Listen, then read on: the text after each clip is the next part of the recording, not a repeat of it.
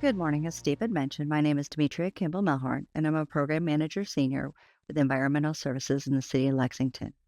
Help oversee our compliance and enforcement section within the city, and today I'd like to talk to you about a few of the things that we complete within the City of Lexington that you can take back to your communities. In our first section, we're going to be talking about the MS4 permit requirements, specifically for Phase 2s, record keeping, and enforcement response plan. As you are aware, there are over 100 Phase 2 MS4 communities within Kentucky. There's also two large municipalities, Louisville and Lexington, that have individual stormwater permits. Today, I'm going to be working with you on compliance and enforcement program on how you can implement what Lexington does under your Phase 2 communities. Compliance and enforcement is a key element to our stormwater permits. The word compliance and enforcement are called out 28 times in the small MS4 permit. In past KSA Limelight series, you have seen the opportunity on how to establish legal authority to ensure pollutants don't enter your stormwater system. Today, I'm going to continue to walk you through how to enforce these legal authorities, be it through ordinances, permits, contracts, or other legal opportunities. There are three main elements in the stormwater permit that really need to look at enforcing ordinances, rules, and regulations. It's 2.2.3, illicit discharge detection elimination. 2.2.4, construction site stormwater runoff and control. And 2.2.5, post-construction stormwater management. Each one of these must have an enforceable procedure for non-compliant projects. We will work on what those potential enforceable procedures are through an enforcement response plan further in the slides. A key element of our stormwater permit is record keeping. If you don't document it, it didn't happen. How many times have you come in and said, hey, where is this at? And somebody can't produce the proof. It's the same thing when the Kentucky Division of Water comes in asking how you have escalated an enforcement case and you don't have all the information.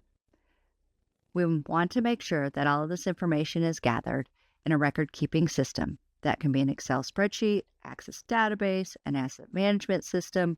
There are various ways. We just want to make sure that it is consistent and all in one spot. Okay, great. We know we need to document information. Exactly what do we need to document? I want to say everything, but there's actually a really great order to look at. You want to document your inspections, the type of notices you've sent, any re-inspections, additional enforcement efforts, additional re-inspections. As I go through continuing slides, we will get in depth on what exactly all of this means. Here in the City of Lexington, we have standardized inspection sheets and reports, and here's an example. We do that to make sure we're consistent across the board from site to site and inspector to inspector. There are some key elements that we really want to make sure that we capture on these inspection reports. That's the inspector name, the date and time of the inspection, the location of the inspection. Then from there, were there any violations present, detailed information. On top of detailed information, photos with a date, time, and stamp are the best thing that you can do in case you have to do escalating enforcement. Photos don't lie. There are apps on phones to help with your date, time, and stamp when you download it into your files. Then, what type of notice are you going to send? An informal notice, notice of violation, or a civil citation? We'll get into the specific types of notices as we go along further in the slides. Here is an example of our illicit discharge detection elimination project sheet. As you can see, there's some consistencies across the board. Inspector name, date and time, location of the inspection, what kind of violations were present. We had talked about our photos being date and time stamped. Here we'll also have some additional, is there a potential responsible party? Did we do additional investigations? Did we do additional sampling? I highly encourage everybody to have standardized sheets for all of their types of inspections because, again, this keeps consistency across the board. Okay, great. We've completed our inspections. We have everything recorded, and we find that there's a violation. How do you know where to go next? I highly encourage all communities to have an enforcement response plan. Here's an example of what the City of Lexington has created. And once we created it, actually takes a very minimal update throughout the years. But as part of this enforcement response plan, you can see that we have different flow charts depending on where we need to do depending on the violation. So, as I had mentioned, there are three types of notices. There's the informal notice, notice of violation, and civil citation and penalty. This chart really gives a great consistency across inspectors or across departments if you have multiple departments involved in your inspections to make sure that everybody is following the same plan.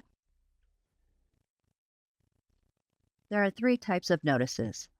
You have your informal notice, which is just that. Those are your emails, your phone calls, your on-site meetings for minor violations, things that can be quickly fixed. I always suggest that you follow up with an email so that you have a record of this notice because that can play in factor as you do escalating enforcement. Your notice of violation is your formal written notice for your more serious violations or a disregard of your informal notice. We'll be looking at that a little more in the next slide. Your civil citations and penalties really should be one of the last things that you look at as the highest level of escalating enforcement. These are for violators that have persistent noncompliance cases, those that completely ignore you, or that they cause significant risk to public health, safety, or environment. As with our inspection forms, we also have a standardized notice of violation. This is one for erosion sediment control. There are key things that we want to make sure that are listed on here. As you can see, it's the name of the violator, the address of the violation, and the date the violation was observed. Remember, I had talked to you about recording your inspections, time, date stamp of your photos. That it could come into play further on if escalating enforcement is required. We want to make sure that the specific ordinances that violated is highlighted, then any action that they need to do to fix that violation, a specific date and time to be in compliance. I suggest that you do something like November 15th at noon.